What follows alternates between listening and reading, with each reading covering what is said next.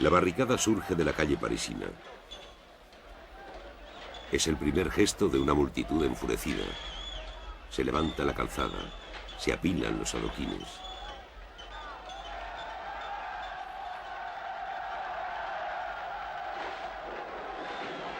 Se amontonan empalizadas, árboles y faroles. Cada barricada ve aparecer sus jefes, sus soldados, sus cantineras, sus golfillos. La mayoría de las veces esto termina en un baño de sangre.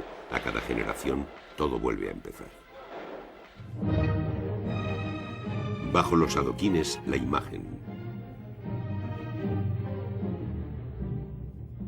28 de julio de 1830. La libertad guiando al pueblo, 1830.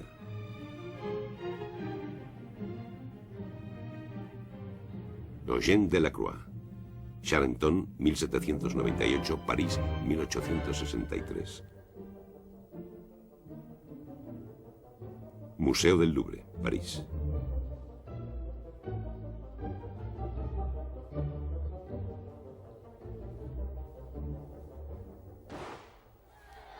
...1830... El 26 de julio, el rey Carlos X suspende la libertad de prensa, disuelve la Cámara, modifica las elecciones y con ello provoca 3 jornadas de disturbios, las 3 gloriosas. 27 de julio, primeras manifestaciones, se organizan comités. 28 de julio, barricadas en París. En Nuestra Señora ondea la bandera tricolor. Hace un calor de más de 35 grados. El ejército toma por asalto las barricadas. 29 de julio.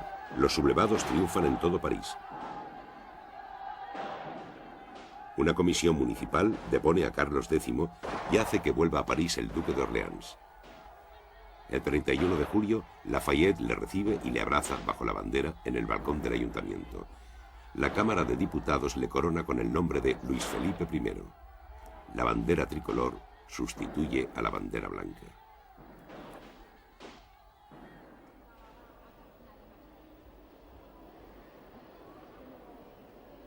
Un lienzo de 2,60 metros de alto por 3,25 de ancho.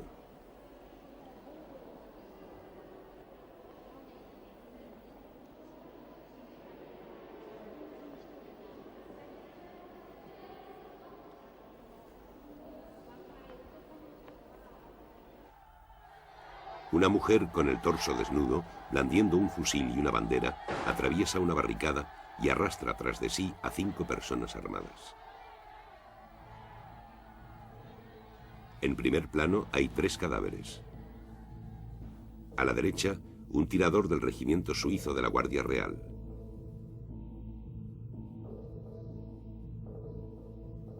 Capote gris azulado, adorno escarlata en el cuello, polainas blancas y botas bajas. Su chacó ha caído. A su lado, un coracero de la Guardia Real. Coraza, charreteras blancas y guantes de cuero claros.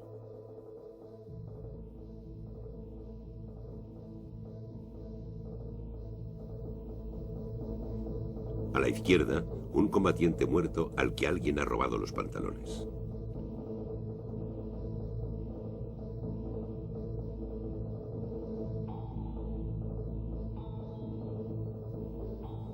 Dos niños. El de la izquierda lleva un gorro de tirador de la Guardia Nacional, milicia que acaba de disolver Carlos X. Sus armas, un simple florete de esgrima y un adoquín. El de la derecha agita unas pistolas de caballería modelo 1816 gritando. Lleva una cartuchera de la infantería de la Guardia Real y la faluche, boina de terciopelo negro de los estudiantes del barrio latino. 3 hombres. El primero lleva una boina grande, el mandil protector del obrero y una banderola portasables que le ha quitado a un soldado de infantería. Levanta un sable de las compañías escogidas de infantería, modelo 1816, llamado briquet. A la cintura lleva una pistola, metida en un gran pañuelo de Cholet, antigua señal de reconocimiento de los chuanes. En su boina vemos la escarapela de los partidarios de Luis Felipe.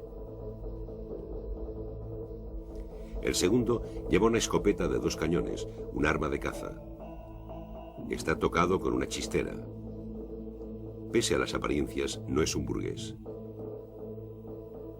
Los pantalones anchos y el cinturón rojo delatan a un artesano, un jefe de taller o incluso un obrero. El tercer hombre está herido. Su sangre se derrama sobre los adoquines. Se apoya en las manos y alza la cabeza hacia la mujer. Va vestido como un campesino que ha ido a trabajar a París como obrero de la construcción. La Libertad, única mujer del cuadro, lleva una ancha falda ocre sujeta a la cintura con 2 vueltas de una cinta roja y una camisa blanca desgarrada o bajada. En la mano izquierda sostiene un fusil de infantería, modelo 1816, con la bayoneta calada. En la mano derecha, una bandera tricolor. Nacida con la Revolución Francesa, la bandera, que asociaba los 2 colores de París, azul y rojo, con el blanco de la antigua monarquía, se había convertido en el emblema de la libertad en todo el mundo. Durante las 3 gloriosas, su importancia es de primer orden. Vuelta de perfil, la Libertad mira detrás de sí. Está tocada con un gorro frigio. El gorro frigio, sombrero de la antigua Persia, adoptado en Roma por los esclavos emancipados, se convierte en el sombrero oficial durante la Revolución Francesa. Es uno de los atributos de la libertad, y más tarde de la República. En segundo plano se ve una muchedumbre con distintas armas. En el centro hay un politécnico con bicornio. La barricada, no muy alta, es un montón de grandes adoquines arrancados de la calzada y de maderos.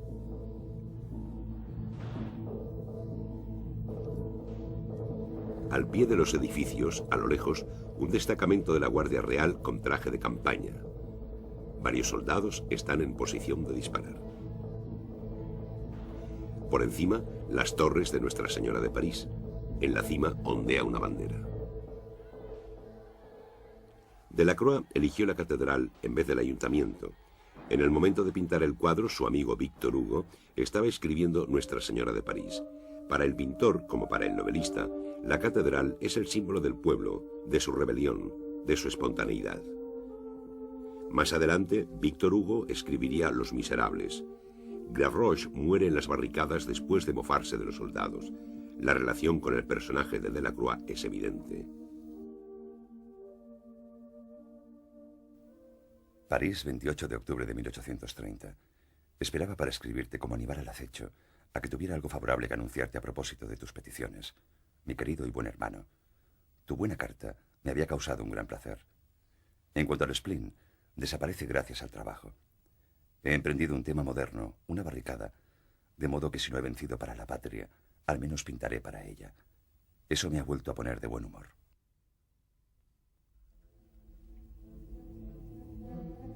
En julio de 1830, Delacroix presencia los combates. Con Ingres, Deveria y otros artistas, participa en la protección del Museo del Louvre. Tiene 33 años, ya es famoso. En el Salón de 1822, Luis XVIII había comprado su barca de Dante. En 1824, Carlos X había adquirido las matanzas de Quíos. En 1827, la muerte de Sardanápalo provocó un escándalo. Pero, una vez coronado, Luis Felipe le encargó muchos cuadros, como la entrada de los cruzados en Constantinopla. Desde la sala del Louvre, donde se encuentra la Libertad, el visitante puede ver la victoria de Samotracia. El gesto y el drapeado pintados hacen eco al gesto y el drapeado del mármol. Aunque Delacroix no pudo conocer la estatua, que ingresó en el museo en 1865, este parecido no es fortuito. En 1820, Grecia se levanta contra la dominación turca. La Europa romántica se enardece por la causa griega. Delacroix pinta Las matanzas de Quíos. E inspirándose en los drapeados antiguos, realiza numerosos dibujos sobre el tema griego.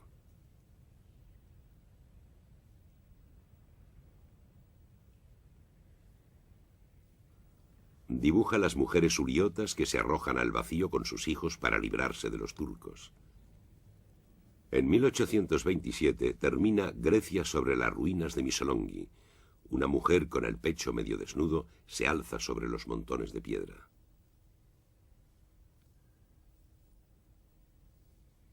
Después de los disturbios parisinos, los bocetos de caras, vestidos y gestos pertenecen tanto a la insurrección griega como a las barricadas. Los dos temas acabaron fundiéndose.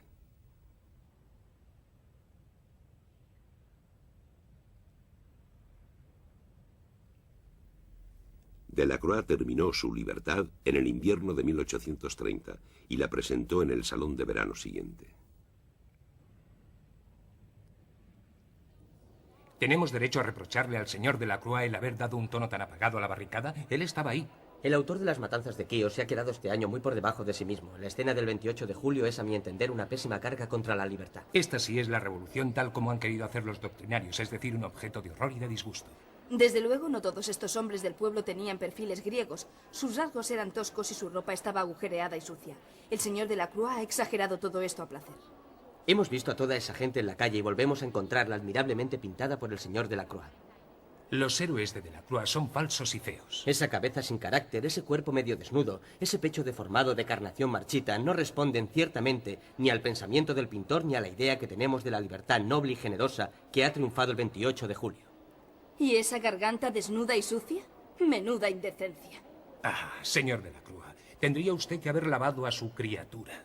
Dios mío, qué sucia está. ¿Cómo ha podido añadir a su joven cuerpo un pecho ya tan mancillado? El pecho y los brazos de la libertad tienen un tono un poco sucio, de acuerdo, pero ese tono no carece de finura.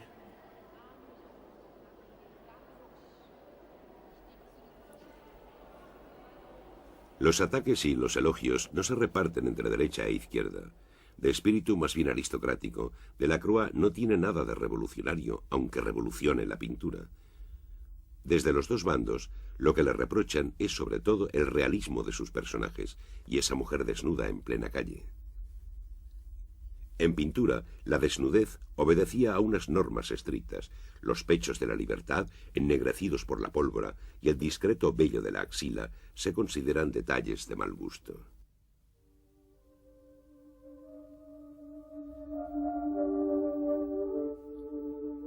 El hombre imaginativo, en su afán por elevar el modelo hasta el ideal que ha concebido, también da, a pesar suyo, pasos hacia la vulgaridad que le hostiga y se le planta delante.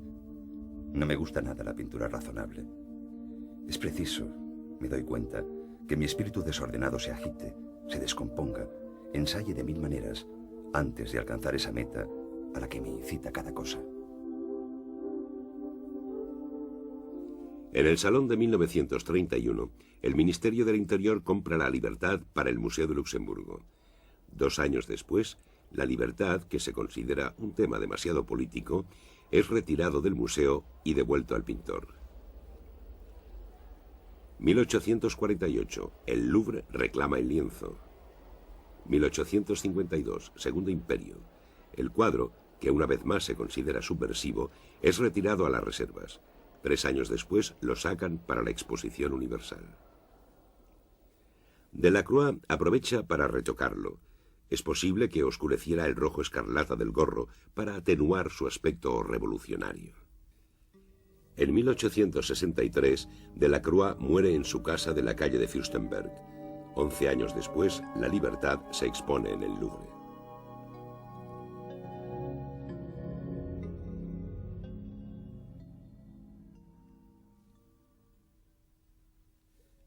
Delacroix trabaja deprisa, con la ayuda de pinceles bastante anchos.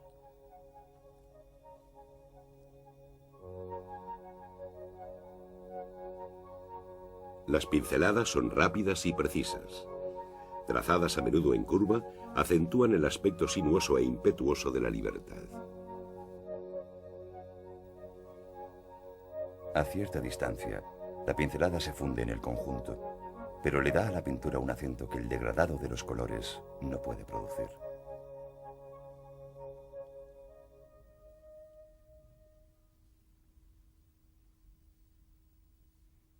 La factura es enérgica, violenta y trabajada en el primer plano del cuadro, la zona más dramática.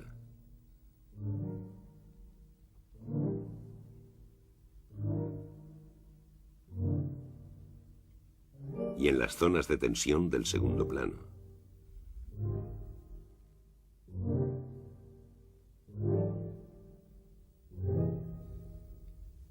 Los perfiles se desdibujan en el fondo para reforzar el efecto de profundidad. Una sola línea carece de significado. Hace falta otra para darle expresión.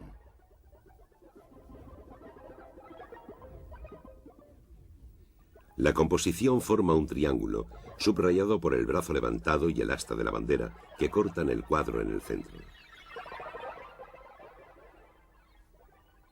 Unas sucesiones de líneas oblicuas crean ritmos entrecortados.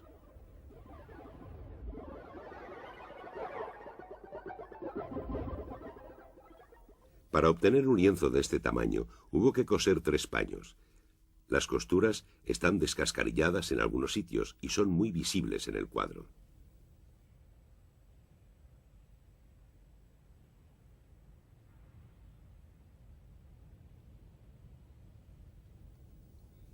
Los rayos X revelan que el soporte es una tela gruesa e irregular, 14 hilos de urdimbre y 11 hilos de trama por centímetro cuadrado.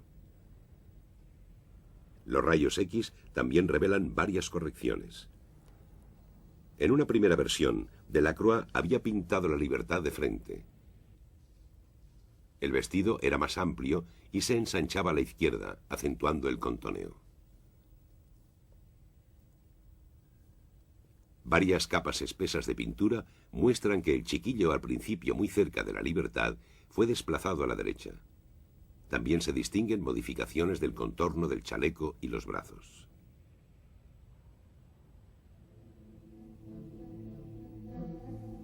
Sobre un fondo claro que varía del crema al gris pálido, Delacroix realizó un boceto con un pigmento pardo resinoso y luego pintó los colores.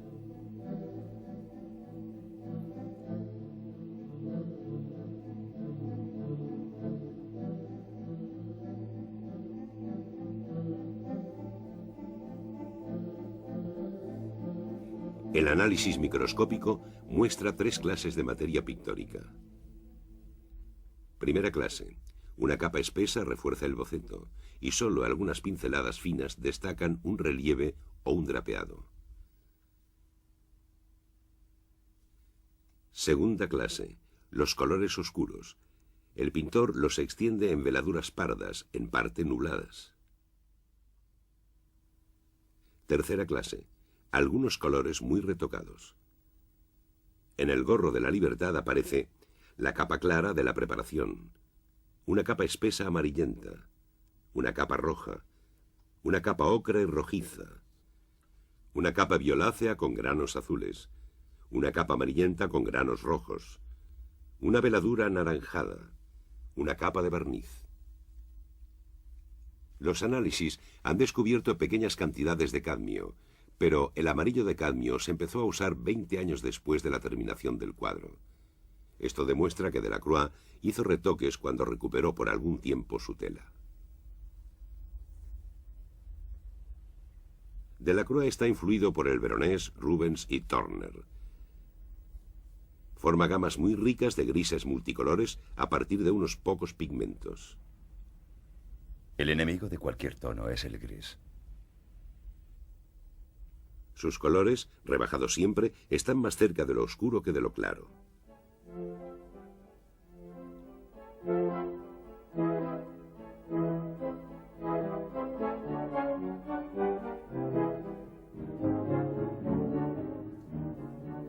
El pintor juega en primer lugar con los contrastes de claridad.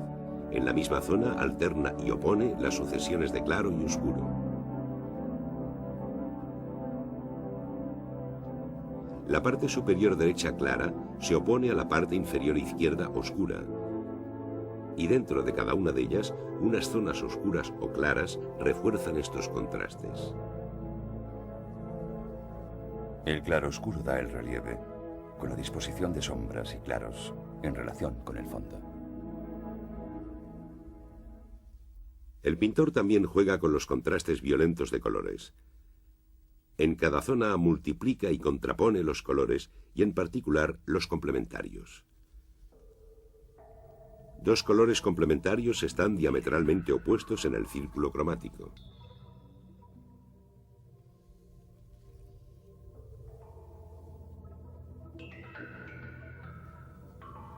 Si se juntan, forman el mayor contraste cromático posible.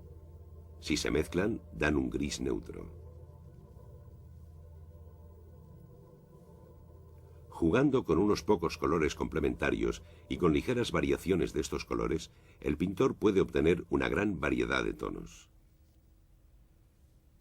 En lo alto de la composición, las superficies más grandes de colores vivos, el rojo y el azul, situados en los dos extremos del espectro, están muy opuestos pero no son exactamente complementarios.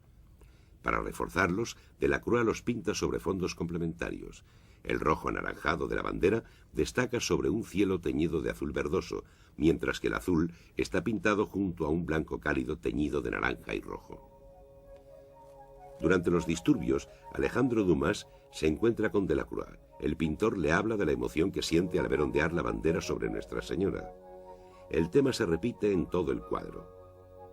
Bandera de la libertad, bandera sobre Nuestra Señora, cielo azul, blanco y rojo, banderines, escarapelas o también combinaciones aleatorias de los tres colores.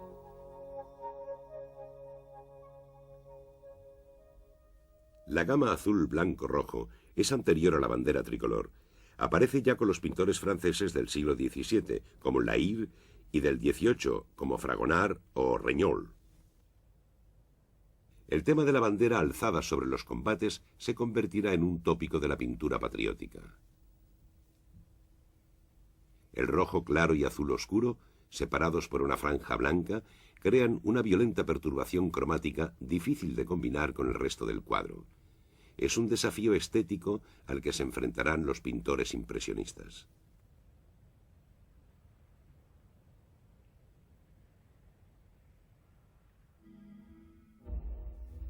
En el tercio inferior del cuadro, el mundo de los muertos, sinuosos, sombríos, cercanos a la tierra. Los cadáveres también forman la barricada.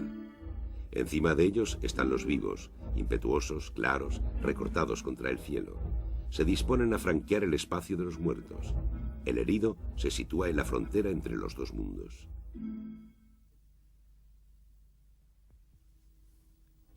Delacroix, que admiraba la balsa de la Medusa de Géricault, imitó su composición en triángulo y su violencia macabra, como si hubiera presentido que, colocados un día en la misma sala, los dos cuadros seguirían dialogando.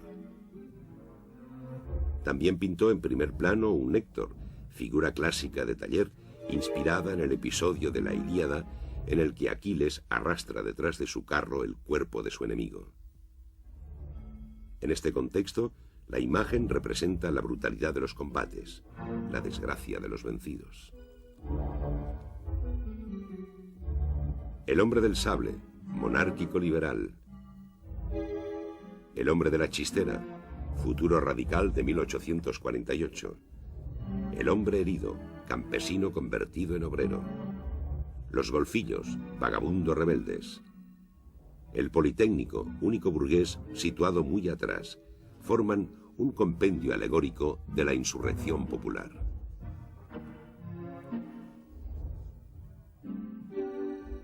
La libertad guiando al pueblo enlaza con una tradición pictórica antigua, la alegoría. Un objeto o un personaje se toman como símbolos para expresar una idea.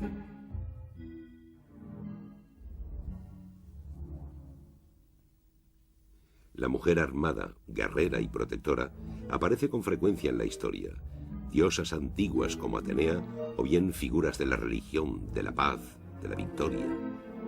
Estas imágenes resurgen en la Revolución Francesa con la libertad o la razón, que se convierten en algo así como diosas, mujeres mesías. El pintor, a la vez que le da a la libertad un aspecto guerrero, la desnuda.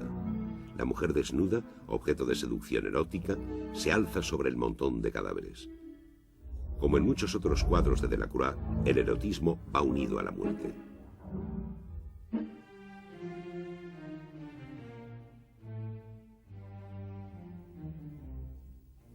Partiendo de un tema moderno, la barricada de 1830, Delacroix inventa una alegoría con múltiples sentidos.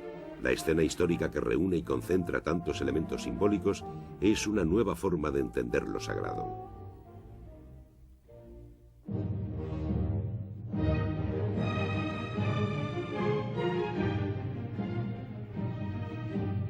La tierra se contrapone al cielo, lo oscuro a lo claro, el azul al rojo.